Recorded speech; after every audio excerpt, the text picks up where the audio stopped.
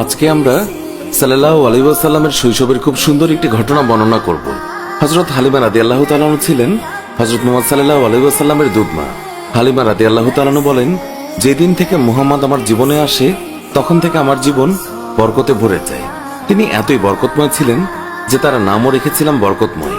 হালিমা রাদিয়াল্লাহু তাআলা বলেন, একবার খরা হয়েছিল, জীবজন্তুরা না খেয়ে মারা যাচ্ছিল, কিন্তু আমার বাচ্চারা যেখানে ছাগল নিয়ে যেত সেই ছাগলগুলো ভরপেট খেয়ে আসতো।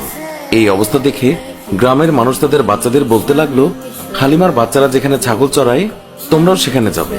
এরপর থেকে গ্রামের অন্যান্যরাও হালিমার ছাগল যেখানে চড়াতে নিয়ে যেত সেখানে তাদের ছাগল নিয়ে যেত। হালিমার ছাগল এবং গ্রামের অন্যান্য মানুষের ছাগল একসঙ্গে চড়ানো হতো। কিন্তু গ্রামের মানুষজন লক্ষ্য করলো, যেখানে হালিমার ছাগলেরা পেট ভরে খাচ্ছে কিন্তু ছাগলের পেট ভরছেই না। হালিমা তখন বলেছিলেন, এগুলো তো সবই মুহাম্মাদের বরকত।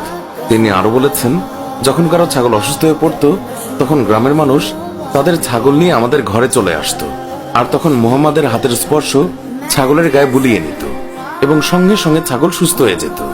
এছাড়াও গ্রামের কোনো বাচ্চা অসুস্থ হলেও মুহাম্মাদের কাছে নিয়ে আসতো। মুহাম্মাদের নরম হাতের স্পর্শে বাচ্চারাও সুস্থ হয়ে যেত। একদিন হালিমার মেয়ে বললেন, মা, আমি মুহাম্মাদকেও ছাগল চড়াতে নিয়ে যেতে চাই। তখন হালিমা বললেন, মুহাম্মাদের এখন মাত্র 3 বছর, বাইরে অনেক রোদ, মুহাম্মাদের মায়াভরা মুখ রোদে পুড়ে যাবে। জঙ্গল দিয়ে হাঁটার সময় হিংস্র প্রাণীরা আক্রমণ করতে পারে, ওকে নিয়ে ছাগল চড়াতে যেও না। হালিমার মেয়ে বললেন, আমি যখন মুহাম্মাদকে নিয়ে বের হই আকাশের রোদ তখন মেঘে পরিণত হয়, আমাদের ছায়া দেয়। জঙ্গলের হিংস্র পশুরা মুহাম্মাদের গালে চুমু খায়। শুধু এতটুকুই নয়, যখন আমি মুহাম্মাদকে নিয়ে বের হই তখন আমার কাজগুলো সহজ হয়ে যায়। যখন হালিমার মেয়ে অনেক জোর করতে লাগলো তখন হালিমা মুহাম্মাদকে তার সঙ্গে ছাগল চড়াতে যেতে অনুমতি দিলেন।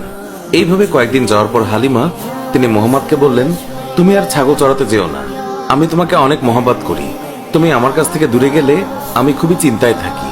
এরপর একদিন হালিমার মেয়ে কাঁদতে কাঁদতে বাসায় ফিরলেন।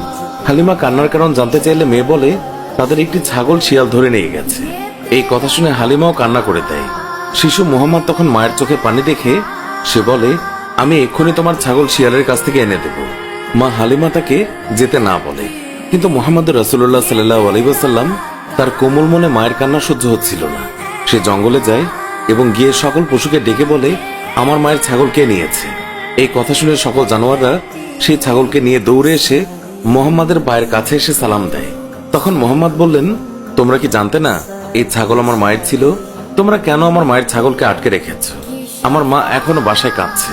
উত্তরে সব জানোয়াররা বলল, হে নবী মুহাম্মদ, আপনি কয়েকদিন ছাগল চড়াতে এসেছিলেন, তখন আমরা আপনাকে লুকিয়ে লুকিয়ে দেখতাম, কিন্তু এখন আপনি আর আসেন না, তাই আমরা আপনাকে দেখার জন্য ছাগলটাকে আটকে রেখেছিলাম।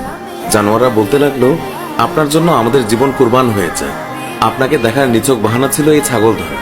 আমাদের দয়ার নবীকে জঙ্গলের পশু পাখিরাও তাকে দেখার জন্য আকুল হয়ে থাকতো। সুপ্রিয় দর্শক, এই ছিল আমাদের আজকের ভিডিও।